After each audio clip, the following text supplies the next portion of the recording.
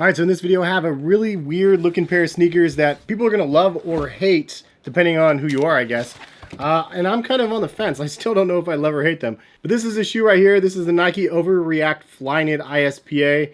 And mouthful of words, but a really unique, rugged, bizarre looking sneaker that has a ridiculous amount of cushioning on it. And if you guys are familiar with my channel, you know I cover a lot of different sneaker cushioning technologies. And so I was definitely interested. Anytime they say react and then overreact, I'm like, okay, let's check that out. So without further ado, let's go ahead and get into the review of the Nike OverReact Flyknit ISPA.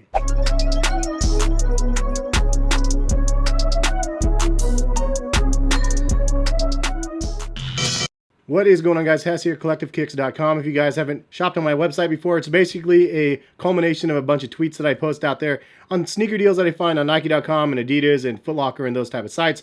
And I update it pretty much every week, so check that out if you haven't so far. If you guys are interested in buying a pair of these, I will link them in the description as well. I think Nike sold out of these, but I'll put some other places to be able to buy these for you guys, for those that are interested. So this is a very interesting looking sneaker. Like, this colorway is kind of crazy. The other one wasn't as good in my opinion. So a lot of people remember the Nike React Element 87s, and those ones had a really rugged appeal, but a lifestyle sneaker with a lot of max cushioning.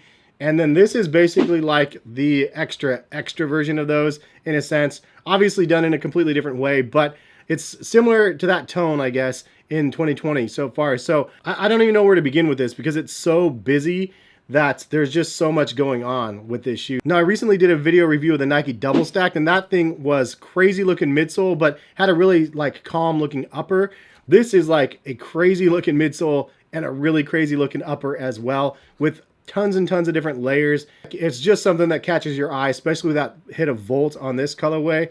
But it's done in a way where I'm like, I kind of like it. Like it's like kind of beautiful chaos in a sense on this one. So I guess the best place to start is this weird box because it is different than any of the other ISPA boxes, at least that I recall. But it does say ISPA all over it. And if you didn't know what ISPA is, they definitely pronounce it and announce it all over these shoes, which I actually think is awesome because one of my biggest complaints from the original ISPAs was that it really was hard to understand even what it was because they didn't have the branding really too far out there. It says improvise, scavenge, protect, and adapt. So ISPA or ISPA, or I don't even know how to honestly pronounce it. That's just what I've been calling it. I like that every single letter is a different style of font too. It's kind of a cool little look to it. It says designed in Beaverton, Oregon, USA, and a blue sticker there. But they added a lot of interesting little stickers to this one. Different languages on this side. Item footwear quantity 1.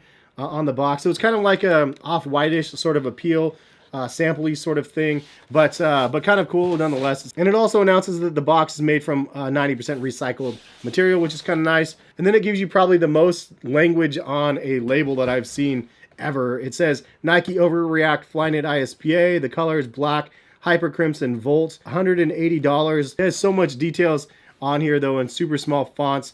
But yeah, $180 is the price on these, and I got true to size 9.5. I would say that they fit true to size for me. Maybe there's a little bit of extra room in the toe box area for me for a 9.5, but honestly, I kind of like having them a little bit big. It's just the way I like to fit. And if I got these in a 9, I don't know if I could actually get these on too well. They were actually a little bit difficult to get on my foot. You do have to actually take the strap and remove it to slide your foot in here because this is a stretchy Flyknit upper, but it's not super crazy stretchy. So you definitely have to unbuckle in order to get these things in.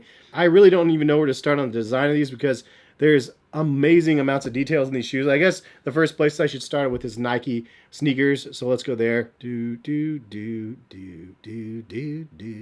to defend myself on the Nike sneakers app again, if you look now, it says the women's Air Jordan 4 Off-White. It says women's on it. The double stack didn't have that. It just said Nike double stack. So if you missed that video on the double stack, I did a little sneakers rant on there because I was kind of upset with the way that they handled some of that stuff. Anyway, because I wasn't sure if this was a women's shoe either. Honestly, there's so many new models. I don't know what's women's exclusive or men's exclusive and so on. So anyways, from the words of Nike sneakers, the OverReact pushes comfort to the edge, then barrels over that edge. We stripped out anything that could get in the way of your foot on top of our React foam technology, meaning there's no strobel on these shoes as well as no insoles, but I'll get into that more in a minute. We put geometry to work for us, carefully designing the form of the shoe to fit together with the materials we had. The result is a giant hug for your foot, which is kind of what Flyknit does anyway. It says in true scavenger fashion, the Flyknit upper was created using excess yarn that was being sent to the landfill. The result is a shoe that features reused knit patterns from other footwear designs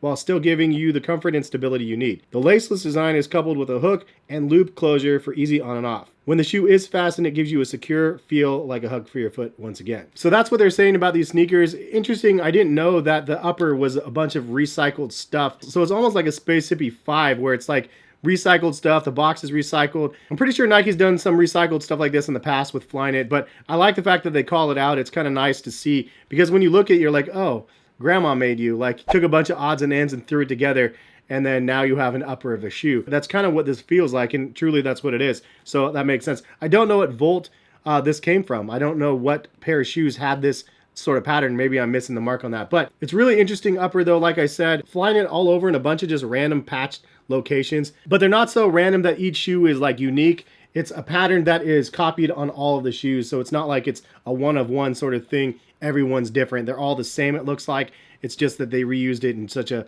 cool way. One of the fun things about these sneakers is if you removed this rubberized section here, you wouldn't even know that these were Nikes. There's really minimal branding for Nike all over the shoe, other than that giant swoosh on the toe box area. And just so you know, the material that covers the Flyknit right here is actually like a rubberized material. I don't know quite what it's called, but it's rubberized feeling.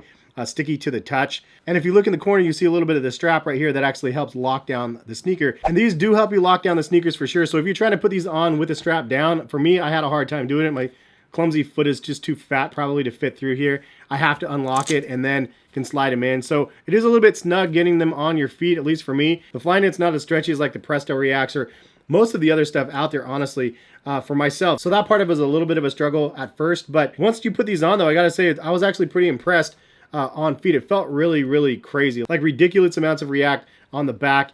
And then there's actually so much that you do feel it on the forefoot a lot too. Probably more on the forefoot than almost any other Nike React sneaker on the market that I can think of, even the Infinity Reacts. And you can tell, obviously, the stacks of React on here are insane. Probably the biggest that we've seen. One thing I will note though, it is kind of misleading because the React comes up the side of the shoe. So if you reach your hand down, there's about this much right here that's actually on the side of your foot, not underfoot. It's kind of, as I mentioned with some of the other sneakers on the market, it's like a boat of cushioning around your foot. It's not just completely underneath your foot. And because of that, you still get a lot of cushioning on your feet, but it's not as much as you might think visibly because your foot actually touches the bottom from here down. That being said, the React is crazy. And one thing you notice about these sneakers, they're immediately soft underfoot because there's no stroble or anything like that. There's no insole with little foam padding that your foot lays on. It's literally just React underneath this little cloth cover. I mean, it's super mega squishy down there. So you definitely notice it on feet. It's really, really squishy and pretty awesome on feet. Again, it's felt in the forefoot. It's felt in the heel. It's felt in the heel toe transition. It definitely lives up to the name OverReact because they went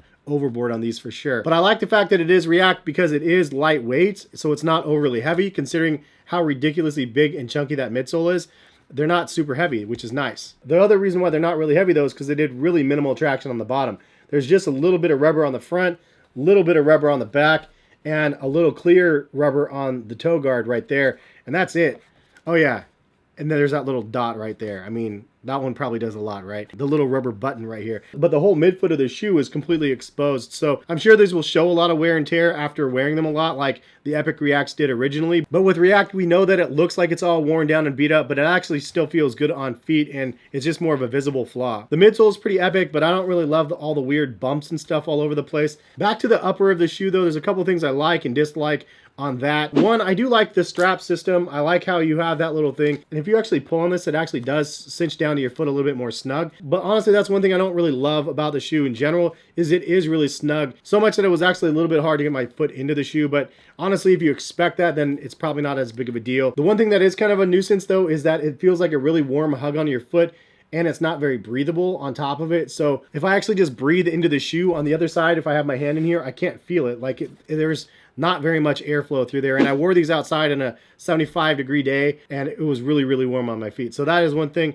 If you're wanting a nice summer shoe, these are pretty warm. I do like all of the design elements of the upper though. It's just a unique, weird looking pair of sneakers. Like, I have no idea what this is. It's a little tag that literally has a button that you can attach, and it just hangs there.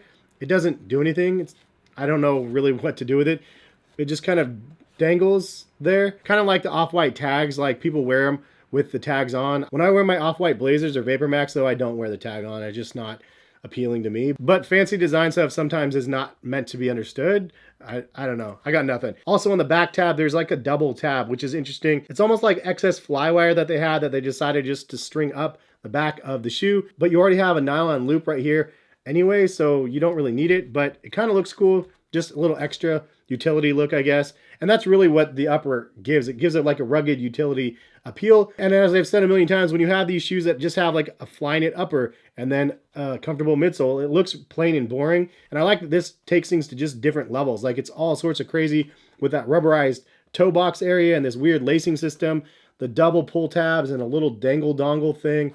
And then the Velcro, no laces, matched with patterns of material all over the place. It's a really interesting looking pair of sneakers, and one that I think I actually really like. It kind of reminded me of those acronym Prestos, which I actually have a couple of boxes of them over there. I just don't have them on my wall. But they're like those, but they're way more comfortable because the React midsole is insane. Definitely digging them on feet. Worth giving them a shot if you guys want to fork out $180. I'm assuming these are going to go on sale eventually, more colorways.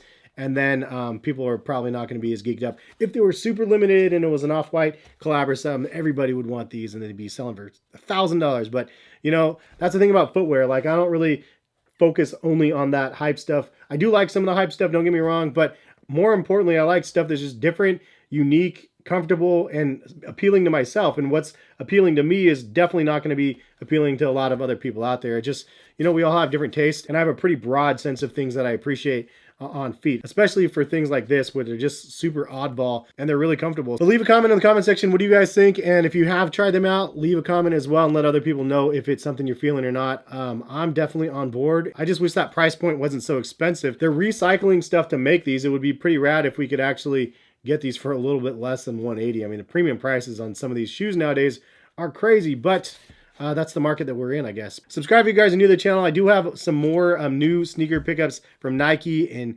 Yeezys and a bunch of stuff that's coming your guys' way. I'm just waiting on some of the packages to get here. So stay tuned and hit that notification bell if you actually want to be notified of when the videos are live. If you guys like the content, definitely much appreciated if you guys drop a like on the video. It means a lot when you guys do that, and it's free and nobody's going to know that you dropped a like. You can just sneak it in there and I'll appreciate it. Anyway, have a good one. And I got to go edit this video and go to bed because it's late when I'm recording it. But yeah, we'll see you guys hopefully for some more videos soon. Peace, guys.